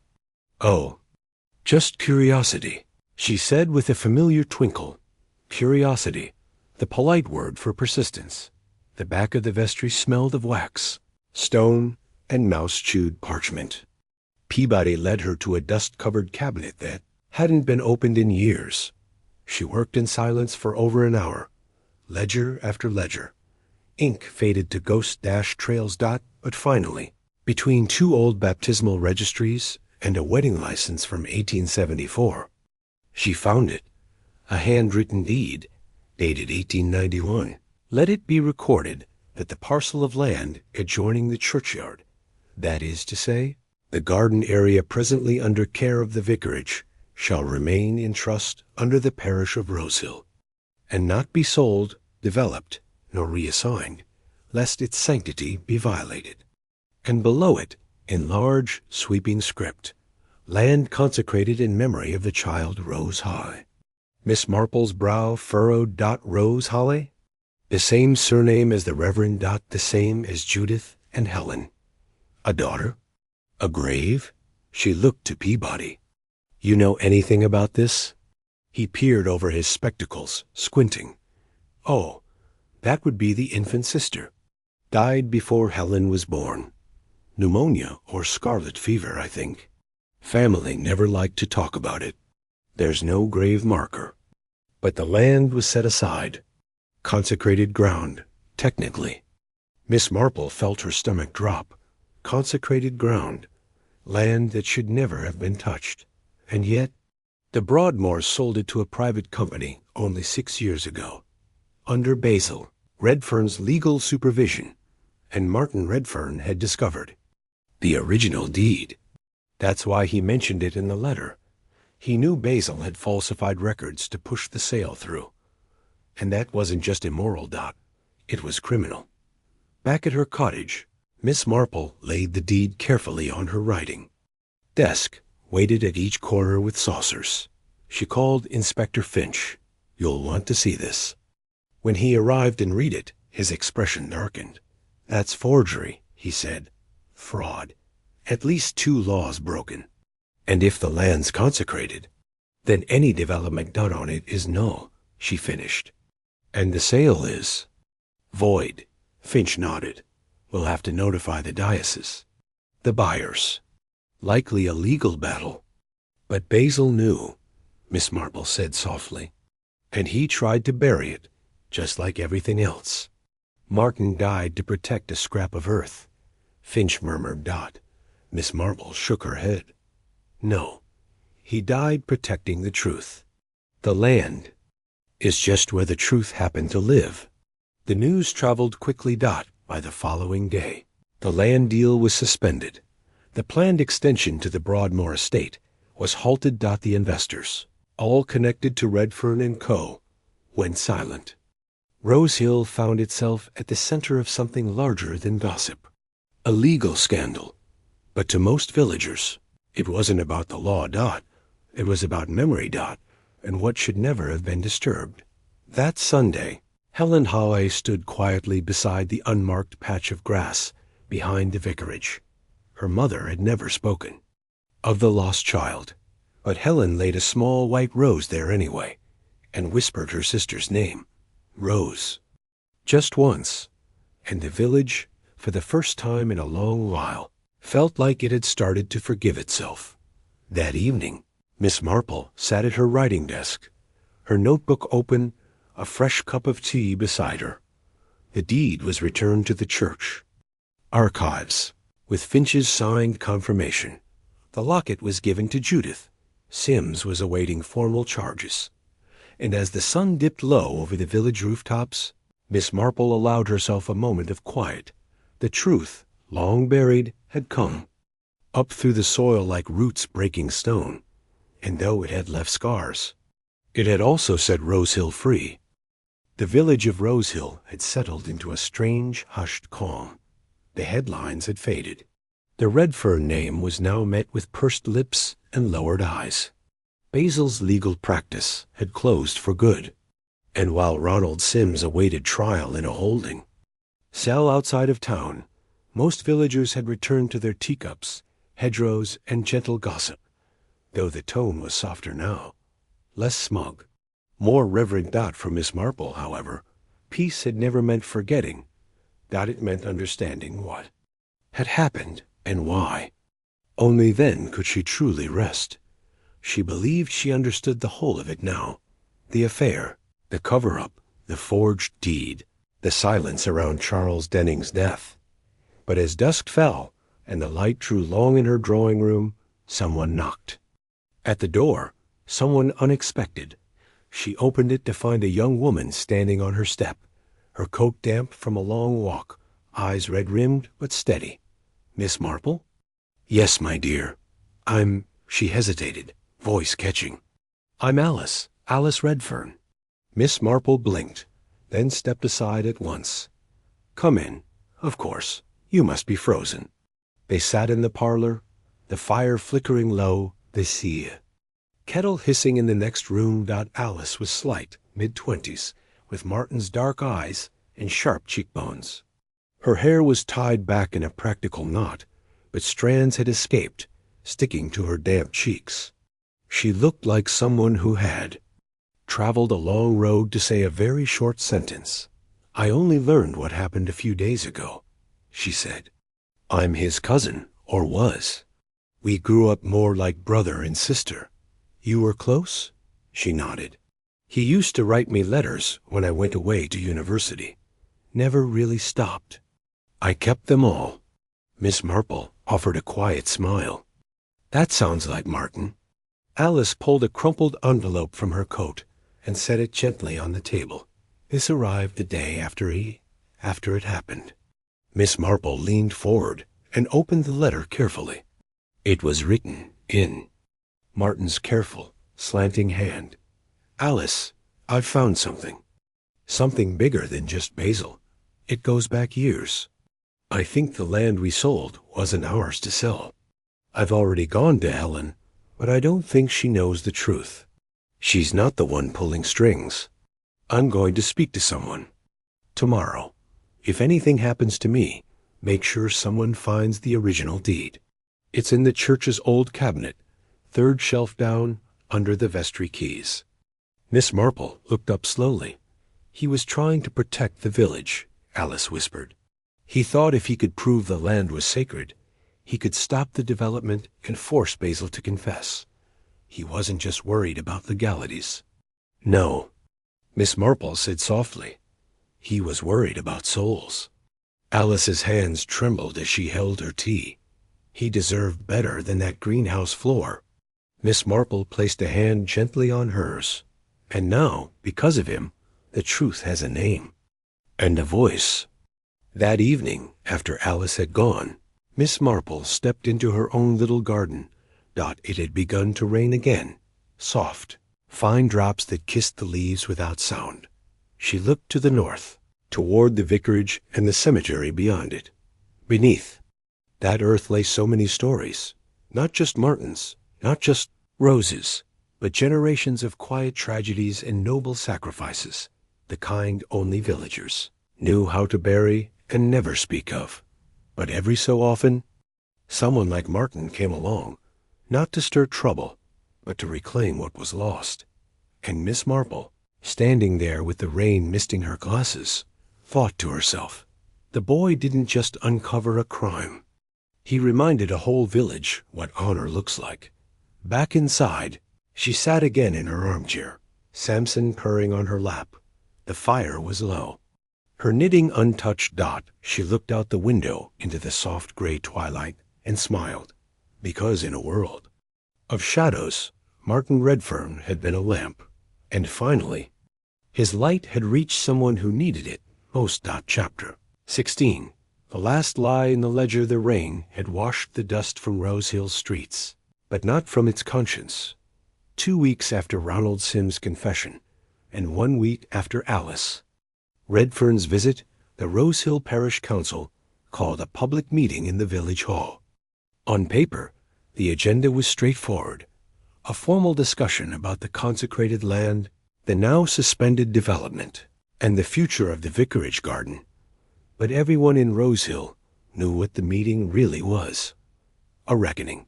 The hall was Full by 6:30.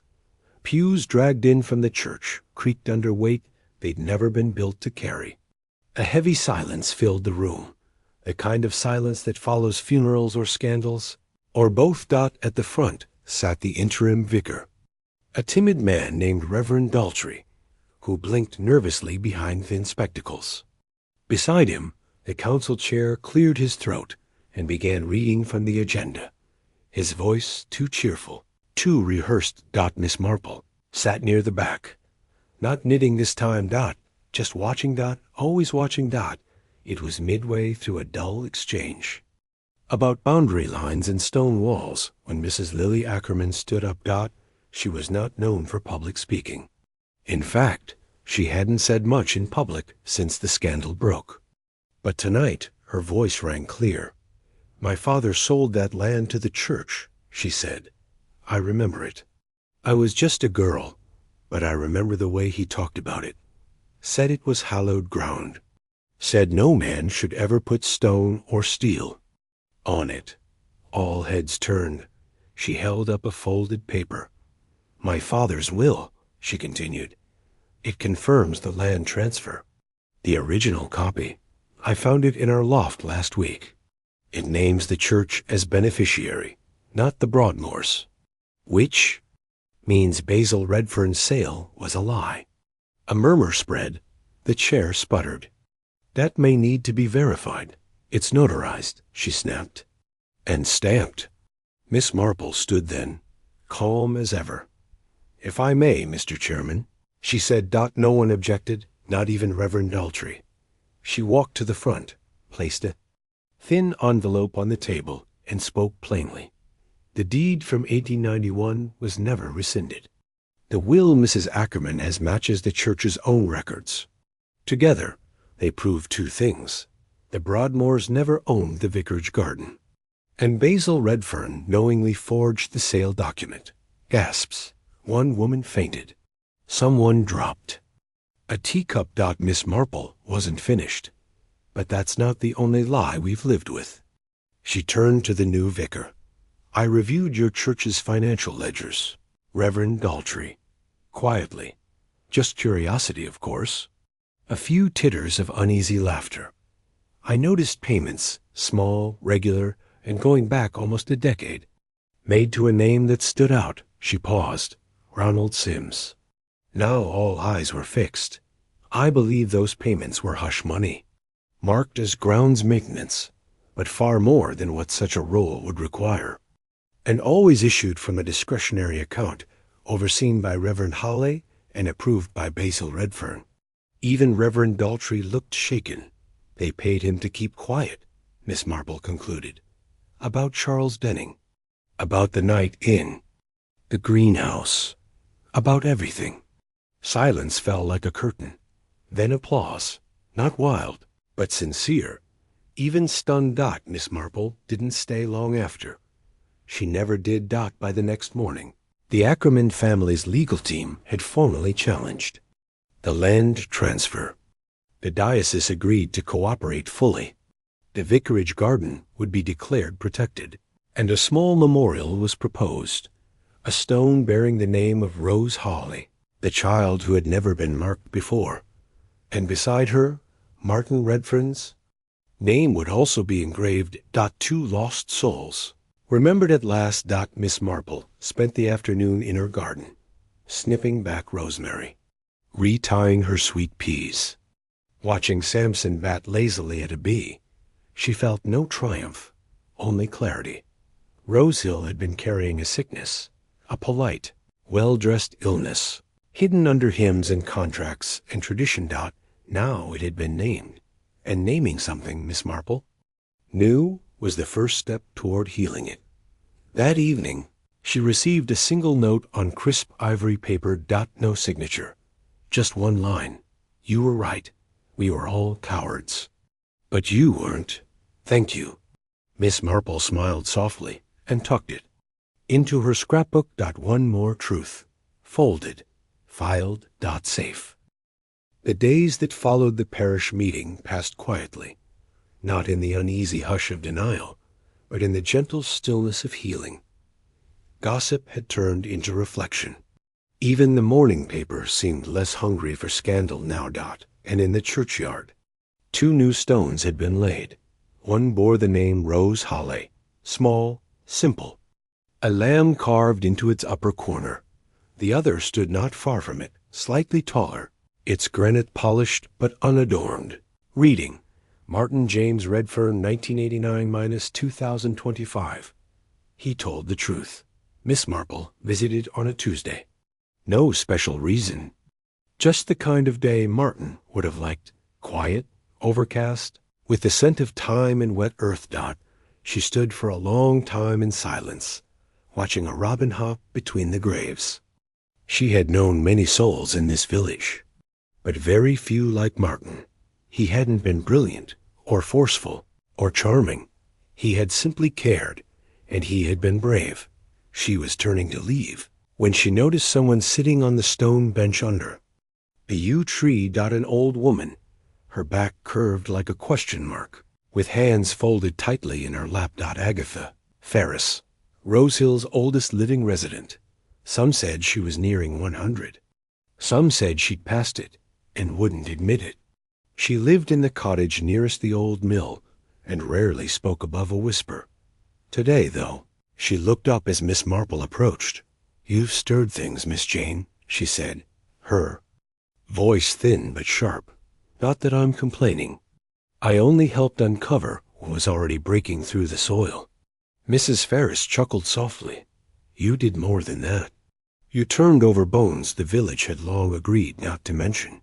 She patted the bench beside her, and Miss Marple sat. Then, after a long pause, Agatha said something curious.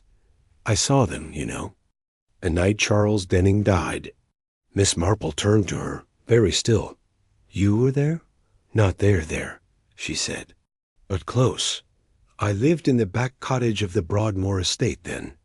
Could see the edge of the greenhouse through. The hedge was pruning my gooseberry bush. Thought I heard a dog bark. Looked up and saw 2 figures. Basil and the Reverend. Yes, but there was a third man, too." Miss Marple's heart beat faster. "Sims?" Agatha shook her head. "Too tall. Broader. He wore a dark coat. Stood off to the side. Watched. Didn't help." "Do you remember anything else?" "He didn't go near the body, but he stayed until they carried it. Then he walked away. Toward the chapel. I never told anyone. I thought I'd imagined it, or filled in details after the gossip spread." Miss Marple felt a cold weight settle in her chest, because something in Agatha's voice rang clear and real. A third man. And not Sims. Not the Reverend. Not Basil. Someone else had been there. That night. Someone they had never accounted for. That evening. Miss Marple sat with her notebook open once more. She listed the names of everyone connected to the Broadmoors in 2008. Staff, family, frequent visitors, and she paused on a name that had come up only once, mentioned in passing by Lucy Broadmoor. Weeks ago, Julian Carmichael, an old friend of Basil, a solicitor from London, helped tidy up some family affairs. Rarely visited after 2010. Miss Marple had thought nothing of him at the time. Now she wasn't so sure, because if he had been there when Charles Denning died and kept it secret, then the rot ran even deeper than anyone thought. She closed her notebook, folded her hands, and stared into the fire, not out of fear, but out of resolve. The village thought the case was closed. But Miss Marple now knew the final thread hadn't been pulled yet, and when it was, what it revealed could change everything. The name Julian Carmichael wasn't spoken in Rosehill anymore. But then again, it never really had been. He was one of those men who floated just above small-town suspicion, always present but never involved, a solicitor by trade, a friend of the Broadmoors by description, and a ghost by temperament. Miss Marple remembered Lucy Broadmoor mentioning him only once in that vague, dismissive way the wealthy use when speaking of old family associates who have grown inconvenient. Julian. Handled the land title after father stepped away, she had said. Bit of a recluse now. Lives near Oxford, I believe. Miss Marple had not asked further, but now she did. She began with the Public Records Office. A call, a polite query, a request for deed filings involving the Broadmoor estate between 2008 and 2010. Sure enough, the name appeared. Julian A. Carmichael, Esq., sole witness and legal certifier of the Vicarage Garden transfer. Dated August 2009. 2 months after Charles Denning's death. And 2 years before the forged version of the deed appeared under Basil Redfern's name. Miss Marple sat back in her chair, eyes narrowing. So Carmichael had been there earlier than anyone claimed, and he had signed off on a land transfer that never should have existed. She made a second call to an old friend, retired from the Crown Prosecution Service. Julian Carmichael? The woman said, "Oh, I remember him. Slippery type. Never caught doing anything illegal, but always seemed to appear where the paper trail was at its murkiest. Last I heard, he was living in a converted farmhouse just outside Woodstock. Keeps bees, of all things." Miss Marple smiled faintly. Bees, people. Who kept bees often fancied themselves quiet observers, watchers, kings of tiny empires. But a hive, Miss Marple knew, could turn dangerous when too many lies buzzed beneath the surface. 2 days later, Miss Marple paid a visit. The cottage was pretty, almost aggressively so. Whitewashed stone, ivy curling around arched windows, flower beds that looked hand-painted. The bees hummed in wooden hives arranged like little chapels in the back field. And there he was. Julian Carmichael, tall, white-haired and weathered, in a waxed coat and soft gloves, lifting a frame from a hive as if handling something divine. He looked up as she approached. "I don't take clients," he said flatly. "I'm not a client," Miss Marple replied. "I'm a neighbor, and a friend of Martin Redfern's." His eyes flickered, then stilled. "I see."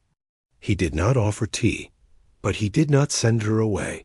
They stood under the apple tree near the apiary, bees drifting lazily between them like punctuation marks in a difficult sentence. "I know you signed off on the Vicarage Garden sale," Miss Marple said, long before the official deed emerged. "I also know you were in Rosehill the night Charles Denning died." Carmichael gave the faintest shrug. "You seem well informed." "I tend to be. It's how people stay alive in villages like ours." He looked away. "There was no crime. Not that night. Not one I could prove. But you witnessed something. Something important." A pause. Then he said, low and tired, "I saw the aftermath. I came to visit Basil. I'd brought down the draft papers for another land reassignment. Walked in the back gate. Heard shouting. When I reached the greenhouse, Denning was already on the floor. Basil was shaking. The Reverend was praying. Sims stood in the shadows like a fox.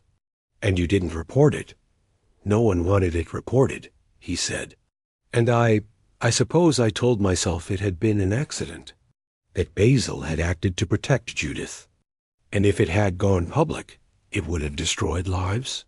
Miss Marple studied him. "But the documents, Mr. Carmichael, the land deed, that was no accident." He didn't speak. "You forged the first version, and Basil copied your crime. When he did it again." A long silence. Then he said softly, "I did it for them, for the Broadmoors, for the Reverend, for the village, but mostly for myself. Because if I'd told the truth, I'd have to stop pretending I was a good man." Miss Marple nodded. She wasn't angry. Not anymore. She was simply tired of people hiding behind polite motives. She reached into her bag and handed him a single sheet, a copy of Martin's letter to Alice. Carmichael read it, folded it. And when he looked up again. His eyes were damp. He knew, Carmichael whispered. That boy knew. More than any of us. That night, a sealed envelope arrived at Inspector Finch's office. Inside was a signed confession. From Julian. Carmichael, outlining the 2009 forgery, confirming he had witnessed Denning's death, and naming all 3 men involved, Basil Redfern, Reverend Hawley, and Ronald Sims. He also requested to surrender his license and offered to testify. It was the last document he ever wrote.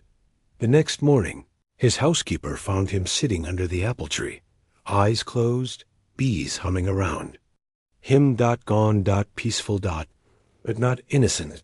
Miss Marple read the news in silence and murmured only one thing to herself. Even the quietest men leave echoes. The wind was gentle that Sunday.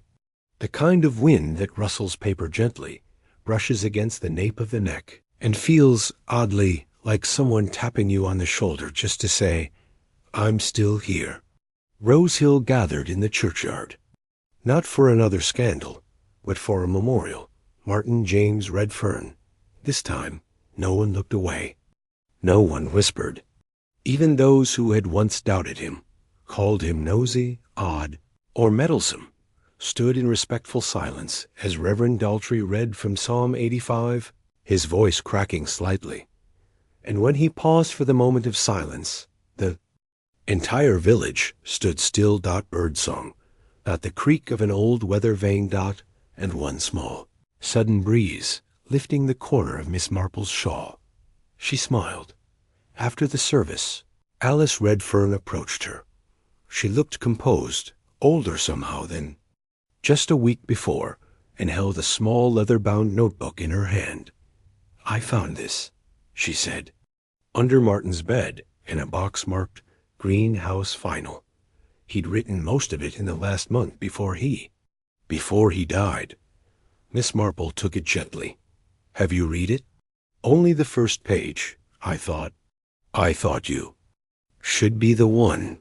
Back in her cottage, Miss Marple sat by the fire and opened the notebook. Martin's handwriting was small, but deliberate, precise, no crossing out, no mess, as if he had already solved everything and was simply leaving a map behind for others to follow. She turned to the first page. Entry 1, March 3, Rem scared. Not of dying, really, but of being forgotten. People in this village think I'm odd, that I'm prying, but I see things. I listen when no one else does, and I remember. I remember that Rose Hawley never got a grave. I remember that Charles Denning hurt people. I remember the look in Judith Hale's eyes that summer. And now I remember a letter I shouldn't have seen. I'm going to find out the truth. Even if it kills me. Miss Marple turned the page. There were lists, sketches of the greenhouse, copies of newspaper clippings, notes on who had entered the estate and when, conversations, word for word, cross-referenced dates, but it was the last entry, dated just a few days before his death, that brought tears to her eyes. Entry 27, April 14, Thiam Close now. I know what they did, but I'm not angry anymore. I thought I would be. Instead, I feel sad, because they were afraid. All of them. People think fear makes monsters. I think it makes cowards, but there are still brave people. Judith, Alice, and maybe, one day, someone like me. If anyone finds this, tell them I wasn't trying to destroy the village. I was trying to save it. Truth doesn't ruin places like Rose Hill. Lies do. Miss Marple closed the notebook. She held it to her chest and exhaled slowly. The next day, she and Alice walked to the church together. There, on a small wooden shelf near Martin's memorial stone, they placed the notebook. Simple brass plaque beneath it read, "Let the truth live here." Villagers began stopping by. Some read a page. Some left flowers. Some just stood in quiet thought. But every visitor left changed. because Martin hadn't just exposed a crime. He had reminded Rosehill that the soul of a village is not in its silence, but in its courage to speak. Later that week, as Miss Marple tended to her herbs, young Tommy Ackerman came up the lane on his bicycle. He stopped, panting. "There's a man here asking for you," he said. "Says he's from London. Says he knew Martin." Miss Marple raised an eyebrow. She wiped her hands, nodded, and stepped outside. A tall man in a worn blazer stood near her gate. When he turned, his eyes were red dot, and in his hand, folded, creased, and clearly reread 100 times, was a ball. Letter. Martin's handwriting dot. Miss Marple stepped forward, and the man spoke. "My name's Oliver. Martin and I, we were more than friends." He hesitated. "We were planning to leave Rosehill together. After he exposed everything, we had a flat picked out. He just wanted to finish what he'd started." Miss Marple gently took his hand. "You mattered to him," she said, "more than you know." Oliver blinked. "He said if anything happened, I should find you. That you'd understand." "I do," she whispered. And she did. It had been nearly a month since the truth about Martin's death came to light, and yet Miss Marple couldn't shake the feeling that something remained unresolved. The land dispute was settled, the forged deeds exposed, the Broadmoor family name tarnished. Sims and Reverend Holloway were both facing formal charges, and Julian Carmichael's written confession had laid bare the extent of the cover-up dot. And yet, there was that feeling again, the one she'd learned to trust over decades of quiet observation. Not a hunch, not quite, but an unspoken question, hanging like a picture that had been hung slightly askew. It wasn't until she reread Martin's final journal entry that it struck her. "I'm close now. I know what they did. I feel sad, because they were afraid. All of them. All of them." But the journal had never mentioned Helen High. And yet Martin had written extensively about Judith, Basil, Sims, the Reverend, even Julian Carmichael. But not Helen, who had stood to benefit most from the fraudulent land sale, who had been unusually quiet through the entire affair. Miss Marple's fingers froze on the page, and her eyes darted back to the sketches Martin had drawn of the greenhouse. There were two, nearly identical, but in one, the earlier, there had been a hatch drawn under the potting bench. In the final sketch, it was missing. An hour later, Miss Marple arrived at the old greenhouse with Inspector Finch. It was still technically closed to the public, taped off and treated as evidence. But Finch had long learned not to say no to Jane Marple. Together, they stepped inside. The scent of soil, wood rot, and old memory hung heavy in the air. Miss Marple walked quietly to the rear bench and knelt. And there, beneath a sheet of cracked linoleum, was what she'd expected. A square cut into the earth. A hatch, wooden, old, hidden. Finch crouched beside her. "Well, I'll be." With some effort, they lifted the hatch. And beneath it, stairs. Narrow, damp, leading into the earth like a vein. Cut into the ground, the basement was barely more than a root cellar. Stone walls, damp floor, and in the corner, an old wooden trunk, warped with age and sealed with rusted CLAS piece. Finch forced it open with a crowbar.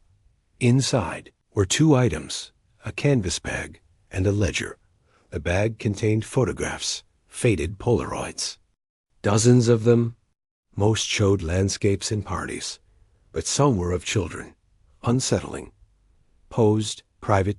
Miss Marple did not look away. Finch swore softly under his breath. These are years old," he muttered. "Decades." Miss Marple opened the ledger. It was dated in Helen Hale's handwriting. A neat list of clients, many of whom matched names in the church donor lists. Dates, names, amounts. At the bottom of the page, a single note. Trunk moved to Greenhouse 2010. No one else knows. Keep separate from Basil." Miss Marple closed the book. Heart tight in her chest, Helen Hall had been more than a silent accomplice. She had been the archivist, the curator of the vicarage's darkest secrets, and she had known what was buried beneath. Her garden, by morning, Helen Halley was gone. Her house left tidy, her clothing untouched, but her car missing. They found it 2 days later, abandoned at a ferry port near Dover. Whether she'd crossed the channel or disappeared into the fog, no one could say.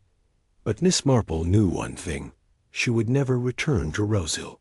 Because truth, once exposed, doesn't chase Dot, it simply waits. That evening, Miss Marple sat once more with Alice Redfern. She handed her the key to the trunk, now evidence in the inspector's hands, and the final page Martin had tucked beneath its lid, a note folded in half and addressed simply, "To whoever finds this. If you're reading this, then I was right. There was more. There always was. But I'm not afraid anymore. Because people like Miss Marple exist. People who listen, who notice the way a hatch disappears in one drawing, but not another. Who ask the questions no one else dares to. If you've come this far, finish it. Not just for me. For everyone they hurt, let the roots be pulled out. Even if it means the whole garden has to be replanted." Alice clutched the note to her chest. Miss Marple, with tears in her eyes, whispered, "We will, Martin. I promise you we will."